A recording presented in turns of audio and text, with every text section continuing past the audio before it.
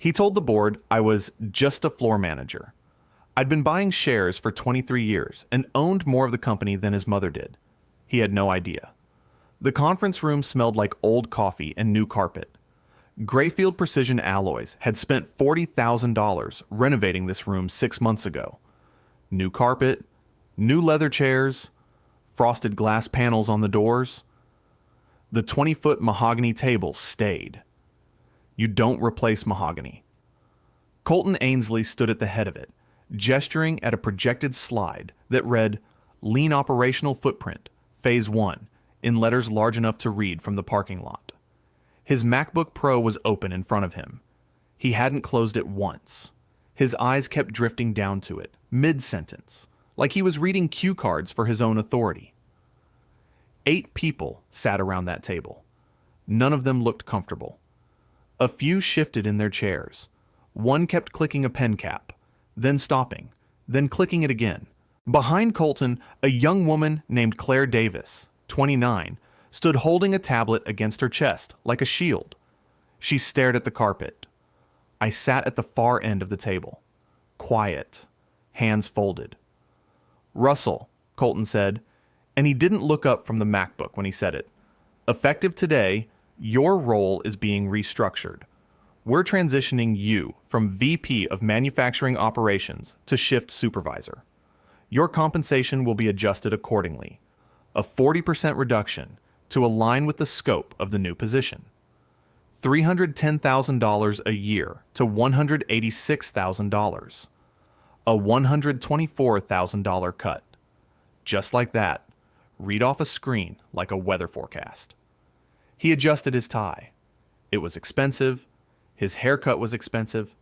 His manicured hands had never touched a piece of machinery in this building or any other building. He was 28 years old, and he had given himself the title of Chief Restructuring Officer, and his mother was the board chair, and none of this was complicated to understand.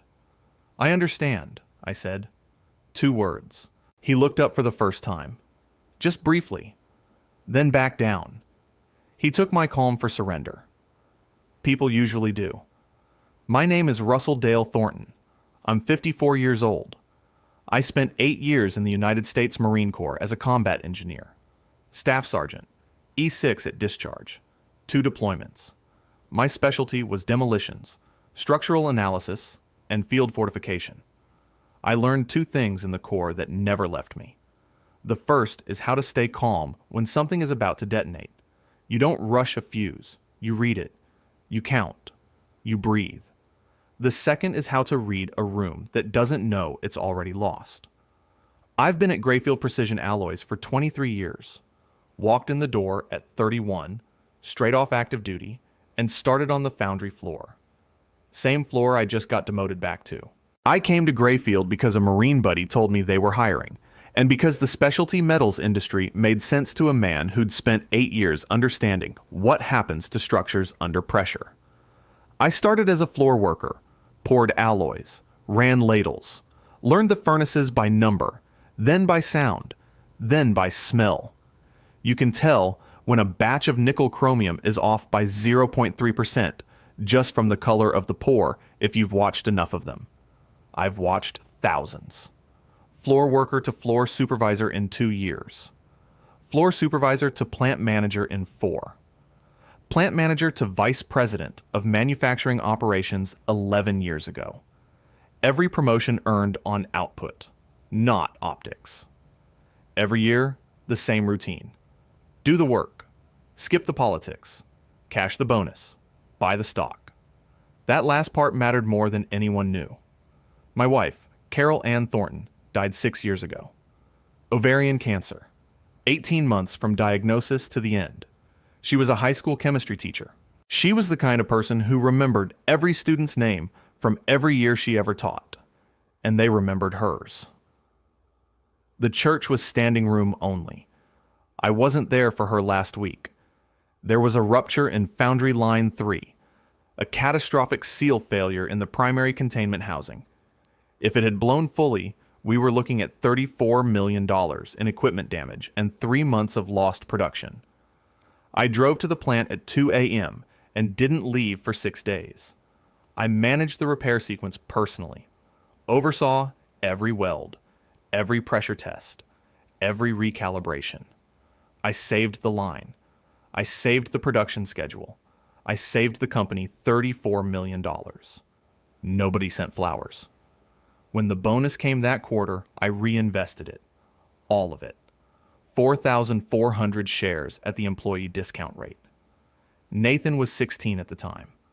My son. He didn't understand why his father wasn't there at the end. Why the nurses said goodbye to his mother without me in the room. He's 22 now, finishing his senior year of mechanical engineering at Ohio State. And he calls me every Sunday. And he's a better man than I probably deserve. I still don't have a good answer for him about that week. I'm not sure one exists. But I kept buying the stock. If you've ever had a boss who looked at your entire career like a line item to be deleted, hit that like button and subscribe. Let me explain how a man ends up owning 61% of a $1.8 billion company without anyone on the board noticing. It starts with a pen. Year one at Grayfield, the founder, Harold Gray, walked the foundry floor every Friday. He was 74 then, still sharp, still smelled like cigar smoke and machine oil. He'd stop at every station, ask a question, listen to the answer. Not perform listening. Actually listen. He stopped at my station in November of my first year and watched me calibrate a poor sequence I'd redesigned to reduce slag waste by 12%. He didn't say anything for a full minute. Then he reached into his jacket pocket and handed me a pen. Silver, engraved. It said GPA, year one. Own what you build, son, he told me. Paper without equity is just paper. Harold Gray died 9 years later. I kept the pen. And I did exactly what he told me to do. It started with the employee stock purchase plan. Grayfield offered shares at a 15% discount to employees who reinvested performance bonuses. Most people took the cash, bought trucks, paid off credit cards. I took the stock. Every quarter, every year, for 23 years. Half a point here, a full point there. It adds up when you're patient and nobody's watching. Then came the private purchases. 3 retiring executives, over the span of 14 years, each held modest blocks of Grayfield shares. The first was Tom Whitfield, a VP of procurement who retired 18 years ago. He wanted liquidity for a lake house. I bought his block at a negotiated price. The second was Ed Miller, Director of Quality Assurance, 14 years ago. Same story. The third was Frank Ellis, the outgoing CFO, 9 years ago. Frank wanted a clean break. I gave him one. Every transaction was documented. Every transfer was filed. Every disclosure was submitted to the SEC on time, under the name of the Thornton Holdings Trust. The trust was my friend Walter Brooks's idea. Walter and I served together. Same unit. Both staff sergeants. Both combat engineers. He transitioned to law after discharge, ended up specializing in corporate securities and shareholder rights at a mid-sized firm in Columbus. He's 57 now. He's the only person alive who knows my full ownership position. Walter set up the Thornton Holdings Trust 22 years ago, in my second year at Grayfield. He filed the original structure. He tracked every acquisition.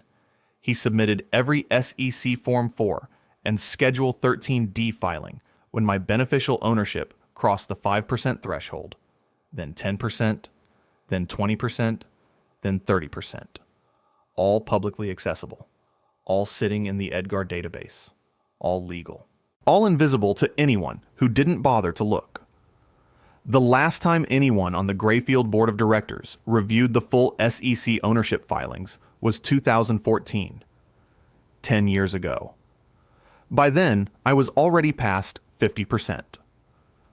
File it under the trust, Walter told me once, early on. You can always assign it later. I never did. Walter also made sure I understood Article 7 of the Grayfield Corporate Charter, the Emergency Shareholder Governance Clause. He read it to me over black coffee in a Columbus diner 8 years ago and said, "This is your insurance policy. Pray you never need it. The language is specific. In the event that any officer of the corporation takes unilateral action affecting the compensation, title, or duties of any employee holding a majority stake in the corporation's issued shares without prior written consent of said shareholder, that shareholder may invoke Article 7 to convene an emergency board session within 36 hours for the purpose of reviewing said action and its authorization. I own 61% of Grayfield Precision Alloys. Market value, approximately $1.098 billion. And a 28-year-old with a Wharton MBA, a self-appointed title that was never ratified by a full board resolution, and 14 months of PowerPoint consulting experience had just cut my salary by 40% without asking me, the board, or his mother's own general counsel. I didn't slam the conference room door. I didn't raise my voice. I didn't say a word to anyone on the way out.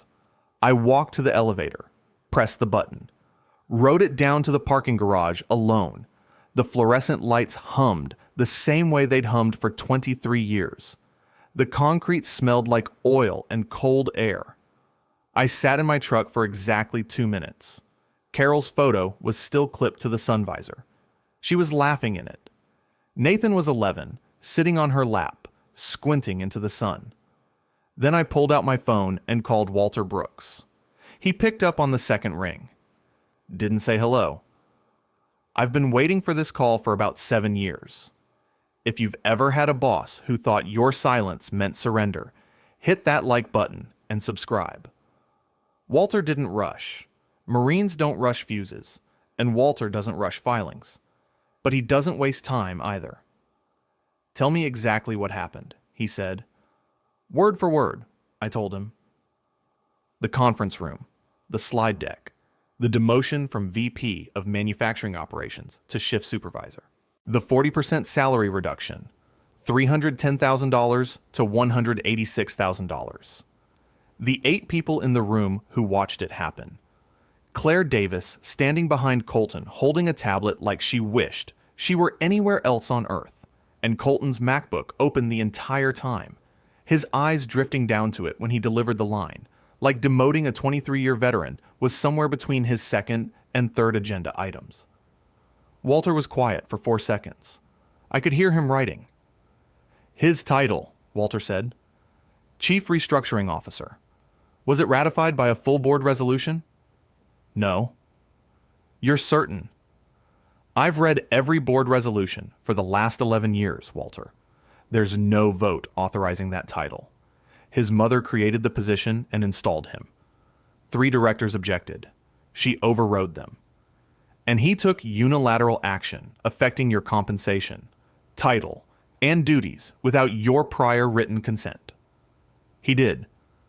Then Article 7 is live. I heard his chair creak, the sound of a desk drawer opening, a pen clicking. I'll have the filing ready by 6:30, he said. Emergency shareholder action under Article 7 of the Grayfield Corporate Charter, submitted on behalf of the Thornton Holdings Trust, beneficial owner of 61% of issued shares. The board will be required to convene within 36 hours. That puts us at Thursday morning. Thursday at 10 a.m. if they move fast. And they will move fast once Howard Campbell sees what's in the Edgar database. I looked at Carol's photo on the sun visor. Do it, I said. Already started. Click. It was 4:47 p.m. on a Tuesday. Here's what I didn't do in the next 18 hours. I didn't call Colton. I didn't call Margaret Ainsley. I didn't call anyone at Grayfield. I didn't send an email. I didn't post anything. I didn't update my LinkedIn. I didn't walk back into that building and tell anyone what was coming. I drove home. I fed Rex. He's a yellow lab, 11 years old, and he knew something had shifted the moment I walked through the door. Dogs know. He didn't bring me his ball. He just sat next to my chair and put his chin on my knee. I poured 3 fingers of bourbon. Not the daily drinker. The good stuff. Blanton's from the bottle Carol gave me the Christmas before she got sick. I'd been saving it for something. I wasn't sure what. Turns out it was this. I sat on the back deck and watched the sky go dark over the Foundry District. You could see the Grayfield smokestacks from my house. I'd picked the house for that reason, 19 years ago. Carol thought I was crazy. "You want to stare at work from your porch?" she said. I told her I wanted to see what I was building. She laughed and signed the mortgage papers. I could see the lights in the executive suite from where I sat. 3rd floor, corner office. The one that used to be mine before Colton moved into it 7 months ago. The lights were still on. Good. Let him enjoy it. At 6:30 p.m., Walter texted me 2 words. Filed. Clock's running. I finished the bourbon, went inside, washed the glass, set it on the drying rack next to the single plate and single fork from dinner. Then I went to bed. I slept 7 hours straight. First time in months. While I slept, here's what happened. Walter's filing landed in the Grayfield corporate secretary's inbox at 6:32 p.m. The corporate secretary, a meticulous woman named Patricia Walsh, 58, who had held that role for 14 years, opened it at 7:15 p.m. while eating leftover soup at her desk. She read the first paragraph twice. Then she picked up her phone and called Howard Campbell, the general counsel. Howard didn't answer. He was at dinner with his wife. Patricia left a voicemail. The voicemail said, "Howard, we've received an Article 7 filing. Emergency shareholder action. You need to call me tonight." Howard listened to it at 9:40 p.m. while his wife loaded the dishwasher. He called Patricia back. "Who filed it?" he asked. "An entity called the Thornton Holdings Trust." Thornton, as in Russell Thornton? The filing claims beneficial ownership of 61% of issued shares. Howard Campbell had been general counsel for 9 years. He was 63 years old. He was competent, careful, and deeply uncomfortable with what Colton had done to me. He hadn't been consulted before the demotion. Colton hadn't asked him. Colton hadn't asked anyone. Colton had walked into that conference room with a slide deck and a self-appointed title and restructured the compensation of a 23-year officer of the corporation without legal review, without board authorization, and without checking who owned the company he was pretending to run. Howard sat down at his home office desk at 10:15 p.m. He opened the SEC's EDGAR database. He typed Grayfield Precision Alloys into the search field. The filings loaded. He started with the most recent Schedule 13D amendment, filed 8 months ago. Beneficial owner, Thornton Holdings Trust. Percentage of class, 61.0%. He scrolled backward. There were years of filings. Form 4s documenting every acquisition. Share transfers from Whitfield, Miller, Ellis. Quarterly purchases through the employee stock plan. Every single one documented, time-stamped, filed on schedule. He printed all of it. 47 pages. I know this because Howard told me later. He said his hands started shaking at page 9. By page 22, he had loosened his tie. By page 38, he had poured himself a glass of something he doesn't normally drink on weeknights. By page 47, he was sitting very still in his chair, staring at the wall. The filing was immaculate. Walter Brooks doesn't make mistakes. Walter Brooks builds paper trails the way we used to build fortifications. Every angle covered, every approach anticipated, every document cross-referenced and load-bearing. Howard picked up his phone. It was 11:12 p.m. on a Tuesday night. He did not call Colton. He called Margaret Ainsley. She answered on the 4th ring. Her voice was careful, the way it always was. Controlled. "Howard, it's late." "Margaret, I need you at headquarters first thing tomorrow morning. Your son signed something he shouldn't have." "What are you talking about?" "Russell Thornton owns 61% of this company. He has for years. It's in the SEC filings. Every filing since his 2nd year of employment. And your son just demoted him without board authorization, without legal review, and without the prior written consent of the majority shareholder." Silence. 5 full seconds. That's not possible. I'm looking at 47 pages of evidence that says it is. Howard, that man is a floor manager. He's been a shareholder for 23 years, Margaret. He owns more of this company than every board member combined, including you. Another silence, longer this time. Article 7 has been invoked, Howard continued. We are legally required to convene an emergency board session within 36 hours. That puts us at Thursday morning, 10 a.m. I need every director notified by 8 a.m. tomorrow. Howard, I also need to inform you that your son's title, Chief Restructuring Officer, was never ratified by a full board resolution, which means his authority to restructure anyone's compensation is legally questionable on its face, independent of the ownership issue. I'm told Margaret didn't speak for nearly 10 seconds after that. When she did, her voice was different, quieter. The control was still there, but something underneath it had cracked. Does Colton know? No. Don't tell him. I'll handle it. But she didn't handle it. Not that night.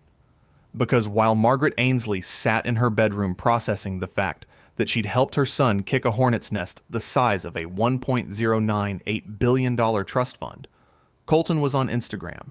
His story, posted at 11:47 p.m., showed a glass of champagne on his desk. The desk that used to be mine.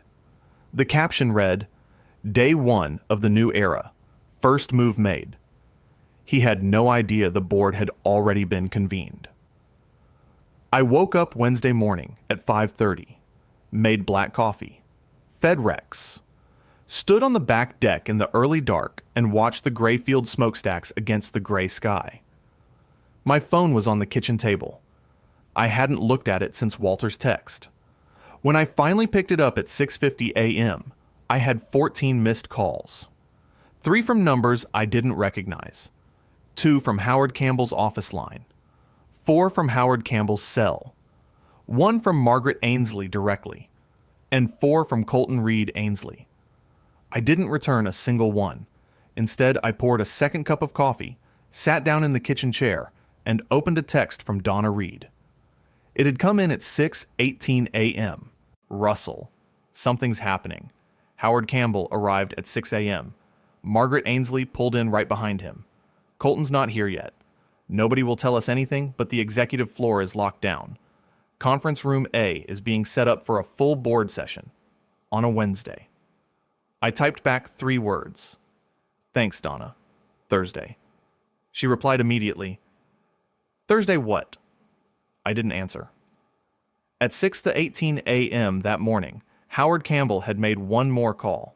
To Margaret. This one was shorter. I need you at headquarters immediately. We have a situation. Margaret arrived at 6:40 a.m. Howard was waiting in his office, with the 47 pages spread across his desk. He walked her through every filing, every share acquisition, every Form 4, every Schedule 13D amendment. When he got to the trust structure, Margaret sat down. Walter Brooks, she said, his attorney. Former Marine, same unit as Russell. He's been managing this trust for 22 years. 22 years. It's bulletproof, Margaret. Every disclosure filed on time. Every threshold properly reported. This isn't a technicality. This is the largest shareholder in the company asserting rights we didn't know he had, because nobody on this board has reviewed the ownership filings since 2014. Margaret's hands were flat on the table, perfectly still. My son demoted a man who owns 61% of this company. Yes. Without asking me, without asking you, without asking anyone. Yes. Using a title I created for him that was never formally ratified. Yes. She closed her eyes, held them closed for 3 seconds. Convene the board. Thursday, 10 a.m. Howard nodded. There's one more thing. Colton posted on Instagram last night. Champagne. On Russell's old desk. Captioned, First move made. Margaret opened her eyes. Get that off the internet. It's already been screenshotted. It's in the filing appendix. Margaret Louise Ainsley, 61 years old, board chair for 11 years, looked at Howard Campbell and said nothing. Then she stood up, walked to the window of his office, and stared down at the parking garage where Colton's BMW was now pulling into his reserved spot. "He doesn't know yet," she said. "No. Don't tell him until Thursday. Let him walk into that boardroom thinking he's still in charge." Howard paused. "Margaret, are you sure? My son needs to learn what a room looks like when it's already decided." Meanwhile, I sat in my kitchen and watched Rex sleep on the floor by the back door. My phone buzzed again. Colton's name. The fifth call. I picked it up, looked at the screen for 2 seconds, and set it back down on the table. Face down. The phone kept buzzing through Wednesday. 6 more calls from Colton. 2 more from Margaret's office. 1 from a number I traced later to Patricia Walsh's desk line. I didn't pick up any of them. I spent Wednesday doing exactly 3 things. I drove to the hardware store and bought a new hinge for the back gate that had been sticking since October. I replaced it. Took 40 minutes.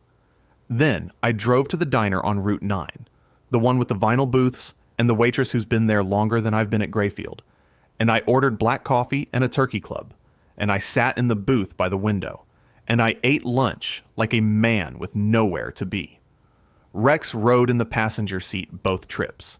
He likes hardware stores. At 3:15 p.m., Walter called. I picked up on the first ring. Boards confirmed for tomorrow, 10 a.m., all 9 directors notified and attending. Good. Howard Campbell's office sent the formal notice to every director at 11 a.m. this morning. Attached the Article 7 filing and the complete ownership documentation. Every page. So they've all seen it. They've all seen it. I spoke to Howard directly an hour ago. He's not hostile, Russell. He's embarrassed. He told me he's been general counsel for 9 years and never once pulled the ownership filings. Said he assumed the institutional knowledge was current. It wasn't. No, it wasn't. He also confirmed that Colton's title was never ratified. No board resolution. No vote. Margaret created the position by executive memo and installed her son into it. 3 directors objected at the time. She overrode them. Howard has the documentation. I leaned against the kitchen counter. Rex looked up from his spot by the door. "What's the mood?" I asked. "Cold." Howard described it as controlled fury. The directors are angry, Russell, not at you.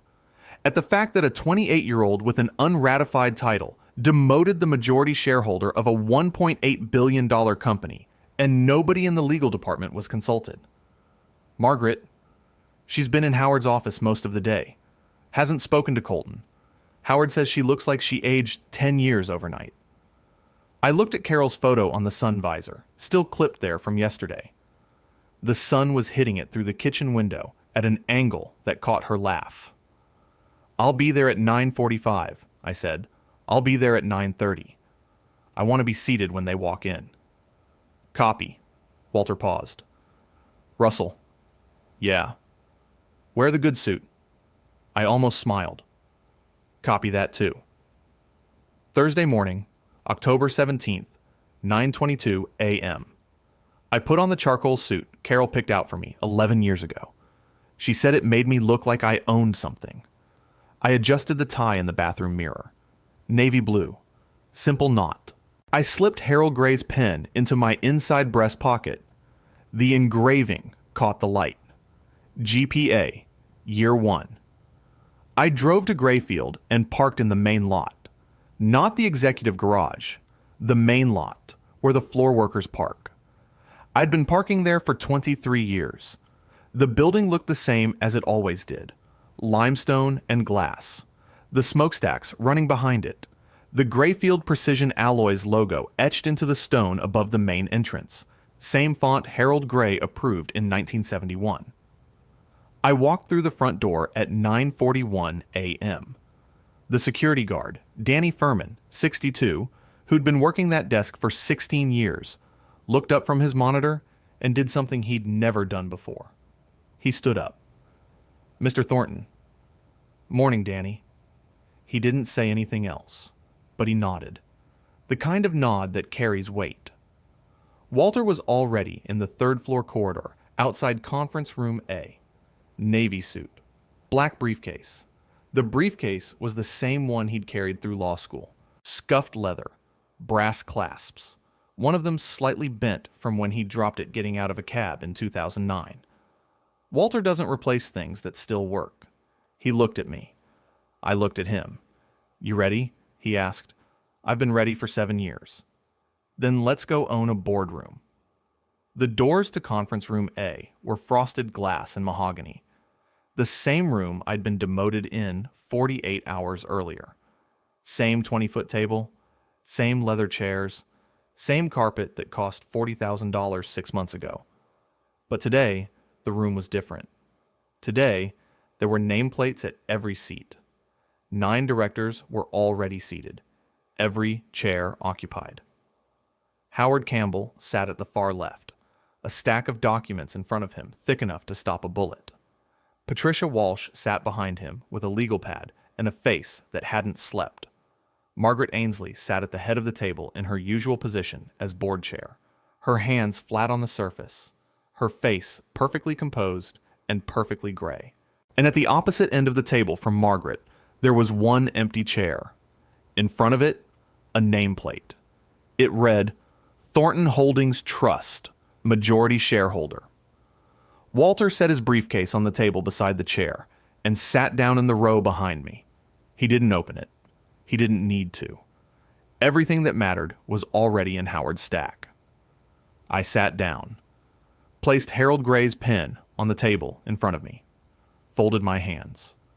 The clock on the wall read 9:58 a.m.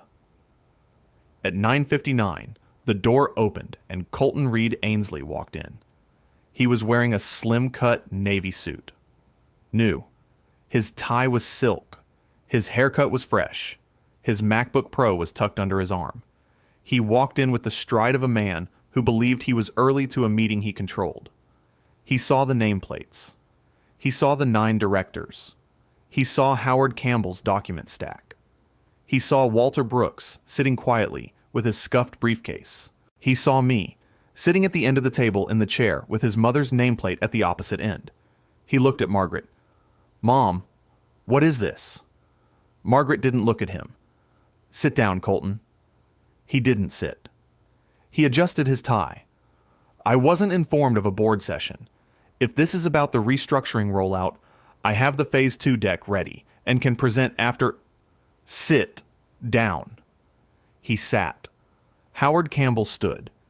He didn't clear his throat. He didn't shuffle papers. He just stood, and the room got quiet in a way that only happens when everyone already knows what's coming, except the one person who should. This emergency session has been convened pursuant to Article 7 of the Grayfield Precision Alloys Corporate Charter, Howard said. The filing was submitted Tuesday evening at 6:32 p.m. by the Thornton Holdings Trust, on behalf of its sole beneficiary, Russell Dale Thornton. The filing asserts that an officer of the corporation took unilateral action affecting the compensation, title, and duties of an employee holding a majority stake in the corporation's issued shares without prior written consent of said shareholder. Colton opened his MacBook. "Close the laptop, Colton," Margaret said. Her voice was flat. He closed it. Slowly. Howard continued. "The Thornton Holdings Trust holds 61% of Grayfield Precision Alloys issued shares. This position has been documented in continuous SEC filings, including Form 4 and Schedule 13D amendments, for 22 years. Every filing is publicly accessible through the EDGAR database. Every acquisition, including share purchases from 3 retiring executives, quarterly reinvestment through the Employee Stock Purchase Plan, and private transfers, was properly disclosed and documented." Howard picked up the top sheet from his stack and held it where the room could see it.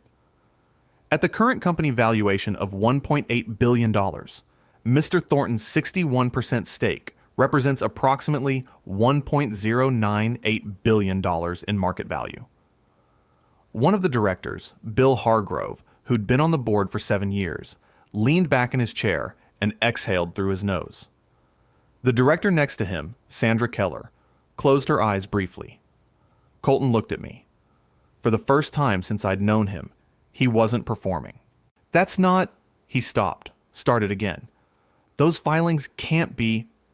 They're bulletproof, Walter said from behind me. His voice was calm and level, the way it always was. The way it was when we defused charges in places I still can't name. Every threshold properly reported, every transfer legally executed, every disclosure filed on schedule. 22 years of immaculate documentation. I built this structure myself. Colton looked at Margaret. Mom. Margaret's eyes were on the table. She didn't look up. Howard set the paper down. Additionally, the title of Chief Restructuring Officer, under which Mr. Ainsley took the action in question, was never ratified by a full board resolution. It was created by executive memo and installed without a formal vote. 3 directors objected at the time and were overridden. The 3 directors in question didn't move. They didn't need to. Everyone in the room already knew. Which means, Howard said, that Mr. Ainsley's authority to restructure the compensation of any officer of this corporation is legally questionable on its face, independent of the ownership issue. Colton's hands were flat on the table. The manicured fingers that had never touched machinery were perfectly still. His face had lost 2 shades of color since he sat down. This is a clerical issue, Colton said, a filing discrepancy. We can resolve this with a governance review and... Colton. Margaret's voice was quiet. Final. Stop talking. He stopped. Howard looked around the table. A motion is before the board to reverse all restructuring actions taken by Colton Ainsley under the unratified title of Chief Restructuring Officer, and to remove Mr. Ainsley from his position effective immediately. The motion has been submitted by the majority shareholder. I'll call the vote. He went around the table. One by one. Every director stated their vote out loud. Director Hargrove. Aye. Director Keller. Aye. Director Morrison. Aye. Director Davenport. Aye. Director Finch. Aye. Director Gallagher. Aye. Director Underwood. Aye. Director Pratt. Aye. Howard paused, looked at Margaret. Chair Ainsley. Margaret lifted her head. She looked at her son.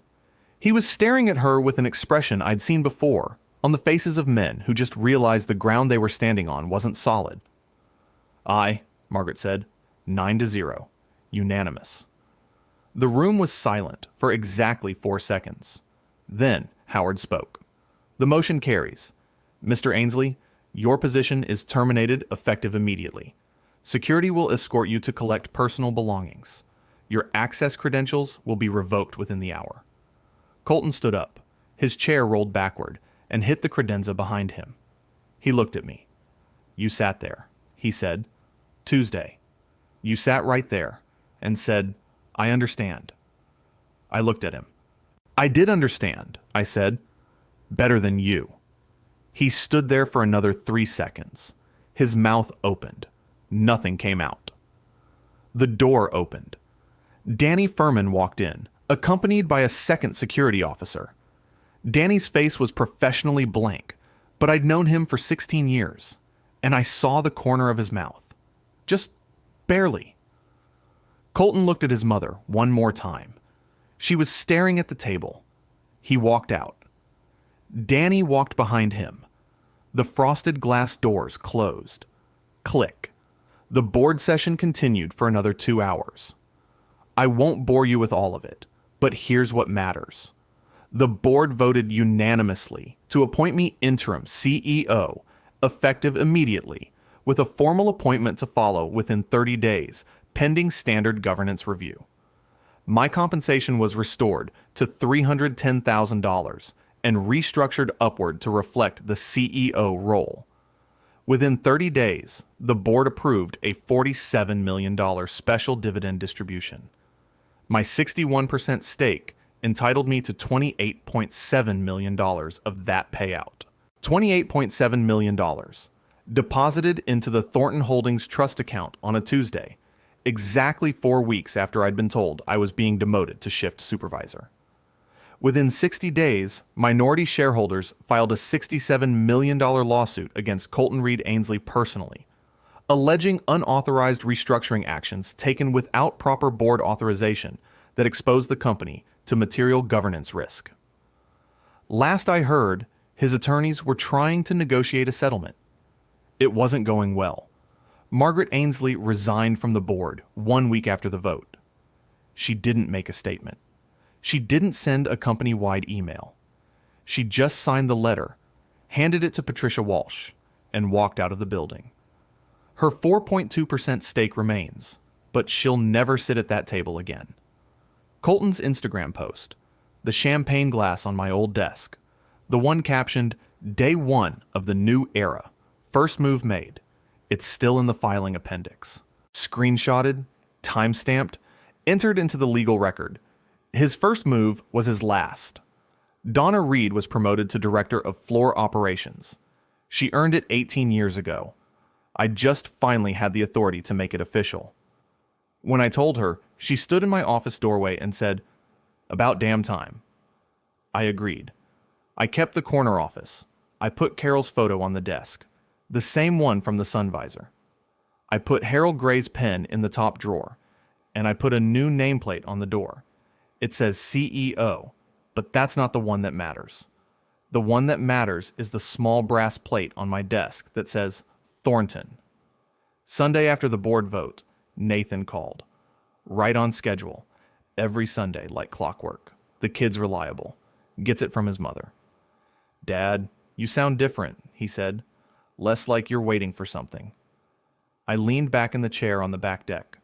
Rex was lying at my feet. The Grayfield smokestacks were visible against the evening sky, same as always. The lights in the executive suite were on. My lights now. "Maybe I'm not," I said. "Are you going to come to the game next Saturday? We've got a scrimmage. Engineering League softball. It's terrible. You'd love it. I'll be there." "Really?" "Really." He was quiet for a second. "Good. That's really good, Dad." I hung up. Sat there for a while. Rex shifted his weight against my ankle. The bourbon was on the side table. 3 fingers.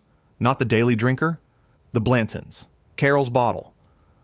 There was still enough for a few more evenings like this one. I took a sip and watched the sky go dark over the Foundry District. The same view I'd been looking at for 19 years. The same smokestacks. The same work. The same quiet. Colton Ainsley told a boardroom I was just a floor manager. He was right about one thing. I know every floor in that building. I know every furnace by number, by sound, by smell. I know every pour sequence, every pressure threshold, every man and woman who walks through those doors at 6 a.m. and builds something real with their hands. He just didn't know I also owned the building. Sometimes, power doesn't announce itself. It doesn't post champagne on Instagram or name drop Wharton in every meeting or give itself a title nobody voted on. Sometimes it just shows up. Every quarter. Every year. Half a point here. A full point there. For 23 years. Patient. Quiet. Documented. And when the fuse finally reaches the charge, it doesn't make a sound until everything's already changed. If you enjoyed this story, hit that like button and let me know what you think in the comments. And if you haven't subscribed yet, subscribe and ring that notification bell to get alerts about new stories like this one. Thanks for watching. See you in the next video.